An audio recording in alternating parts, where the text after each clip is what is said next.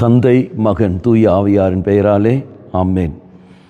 இன்று நற்செய்தி பாகமானது லூக்கா நற்செய்தி 6ஆம் அதிகாரம் 27 முதல் 38 வரையில திருவாக்கியங்கள். குறிப்பாக 27வது வாக்கியம், நான் சொல்வதை கேட்டுக்கொண்டிருக்கும் உங்களுக்கு கூறுகிறேன், உங்கள் பகைவரிடம் அன்பு கூறுங்கள், உங்களை வெறுப்போருக்கு நன்மை செய்யுங்கள். முக்கியமான வார்த்தை, நான் சொல்வதை கேட்டுக்கொண்டிருக்கும் உங்களுக்கு கூறுகின்றேன். தெய்வம் சொல்கிற வார்த்தைகளை கேட்டுக்கொண்டிருக்கின்றவர்கள், கவனித்து கொண்டிருப்பவர்கள், அப்போ உங்களுக்கு தான் வழி, மற்றவர்கள் அல்ல.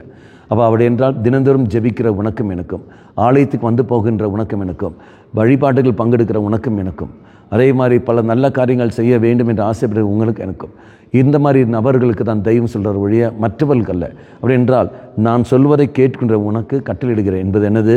பகைவரை அன்பு செய். அப்போ நீயும் நானும் அன்பு செய்யவில்லை என்று அர்த்தம். பகைவரை அன்பு செய்யவில்லை. ஆலயத்துக்கு வருகின்றோம், ஜெபமாலை ஜெபிக்கின்றோம், மற்ற திருப்பலியில் பங்கெடுக்கின்றோம், எல்லா காரியங்களும் செய்து கொண்டிருக்கின்றோம், பிறர் அன்பை ஈடுபட்டு கொண்டிருக்கின்றோம். ஆனால் உள்ளுக்குள்ளே பகை உணர்வு இருக்கின்றது, வெறுப்பு தன்மை இருக்கின்றது.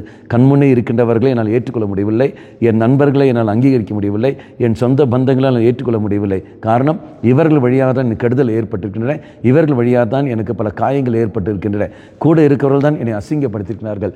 ஆக அந்த அசிங்கப்படுத்துகிற மனிதர்களை காண்கிற பொழுதெல்லாம் கோபம், வெறுப்பு, வைராக்கியம் வருகிறது. இந்த வைராக்கியம் வைத்துக்கொண்டு தான் ஆலயத்துக்கு வருகிறேன், ஜெபமாலை நான் ஜெபிக்கிறேன், எல்லாம் காரியம் செய்கின்றேன்.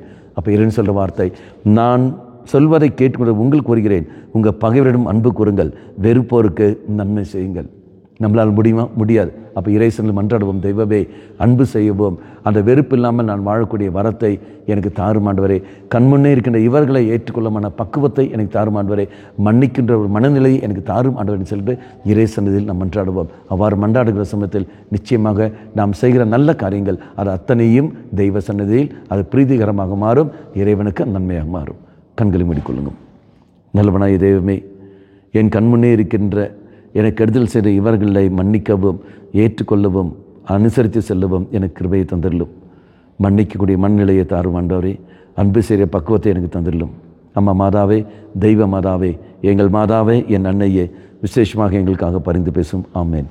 தந்தை, மகன், தூய ஆவியாரின் பெயராலே ஆமேன்.